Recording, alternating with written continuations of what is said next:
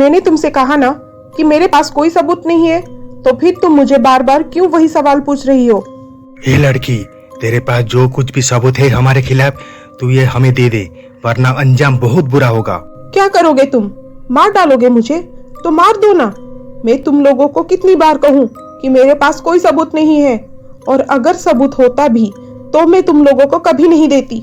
Sir, ये लड़की आपके सामने जवान चला रही है, उसका तो कुछ ना कुछ करना पड़ेगा। नहीं, तुम लोग रागिनी को कुछ मत करो, मेरे पास सबूत है, मैं तुम्हें वो दे दूंगा, उसे कुछ मत करो, छोड़ दो उसे। पहले वो सबूत दिखाओ। इस मोबाइल पर तुम्हारे खिलाफ सारी सबूत है, ये लो और रागिनी को छोड़ दो। आकाश, तुम क्या कर रहे हो? इन लोगों को ये सबूत मत दो। इन जालिमों ने ना जाने कितने मासूम लड़कियों की जिंदगी बर्बाद किया है, उनको मौत की नींद सुला दिया है। इन लोगों को पुलिस के हवाले करने में, उन्हें सजा दिलाने में ये सबूत काफी है। तुम मेरी फिक्र मत करो। ये लोग अगर मुझे मार भी देंगे तो मुझे कोई अफसोस नहीं। नहीं रागिनी, ऐसे मत कहो, मुझे तुम्हारी जान बहुत प्यारी है। अरे, ये दोनों तो एक दूसरे को बहुत प्यार करते हैं, उनको अलग करना ठीक नहीं होगा। सबूत लेकर जाने देते हैं उनको। जाओ तुम दोनों। उसके बाद आकाश उसका फोन विनोद को दे देता है। रुक जाओ, मैंने तो एक बात बोलना ही भूल गया। अगर तुम दोनों यहाँ से जिंदा वापस गए तो फिर से मेरे खिलाफ सबूत इकट्ठा करने में लग जाओगे। तुम दोनों को ऐसे ही जाने में नहीं दूंगा। विनोद, तुम ये क्या कह रहे हो?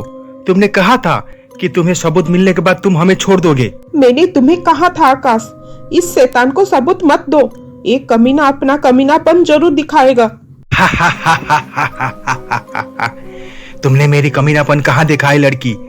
आज तुम्हें पता चलेगा कि ये विनोद क्या चीज है। सुनो पल्लवी, तुम अब दामिनी को यहाँ से ले जाओ। आज दामिनी का नहीं, इस लड़की की ब्लू फिल्म बनेगा, उसका बलात्कार होगा, वो भी उसकी प्रेमी आकाश के आंखों के सामने, ताकि वो दोनों फिर से कभी हमारे खिलाफ सबूत इकट्ठा करने का हिम्मत ना कर पाए। नहीं, ऐसा मत करो। तुम चाहे मुझे मार दो, लेकिन रागिनी को छोड़ दो, उसके साथ कुछ भी गलत मत करो। विनोद आकाश का बात नहीं सुनता है, उसे एक रस्सी में बांध देता है और उसके आंखों के सामने रागिनी को वो लोग छेड़छाड़ करने लगते हैं। छोड़ दो मुझे, छोड़ दो, हमें जाने दो, जाने दो हमें।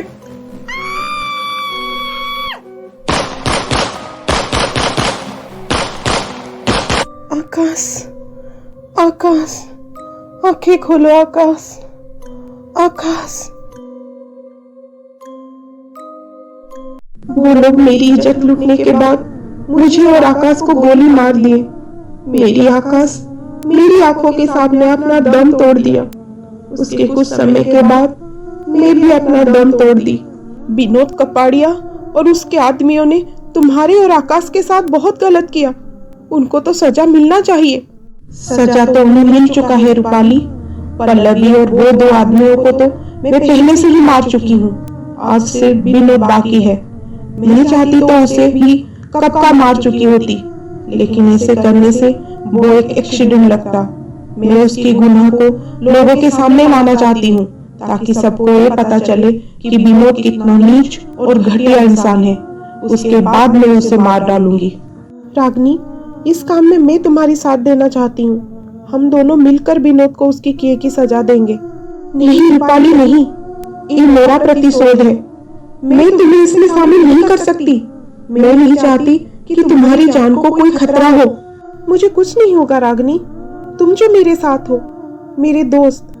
मैं मानती हूँ कि तुम अब मर चुकी हो, तुम एक आत्मा हो, फिर भी मेरे लिए तुम्हारी दोस्ती बहुत अनमोल है, और मैं इस दोस्ती के लिए कुछ भी कर सकती हूँ, भगवान से भी लड़ सकती हूँ। तो फिर वो विनोद क्या चीज है? और ऐसे भी इस काम में इंस्पेक्टर तुषार भी हमारे साथ देंगे। वो इस हॉस्टल में जितने भी खून हुए हैं उनका इन्वेस्टिगेशन वो कर रहे हैं। तुम्हें तो पता ही होगा, हम इंस्पेक्टर तुषार का मदद लेंगे। मेरा दिल कह रहा है कि वो हमारा साथ जरूर देंगे। अब तुम बताओ कि हमें आगे क्या करना होगा। थैंक यू रूपाली, मैं तुम्हारा ये उपकार कभी नहीं भूल पाऊंगी। अगर तुम मेरे साथ हो तो मैं तुम्हें अभी बताती हूँ कि हमें आगे क्या करना है। उसके बाद रागिनी रूपाली को उसकी प्लान के बारे में बताती है। प्लान के हिसाब से रूपाली पहले पुलिस स्टेशन जाती है और इंस्पेक्टर तुषार को सारी बात बताती है। पहले तो इंस्पेक्टर तुषार रूपाली की बातों पर भरोसा नहीं करते हैं,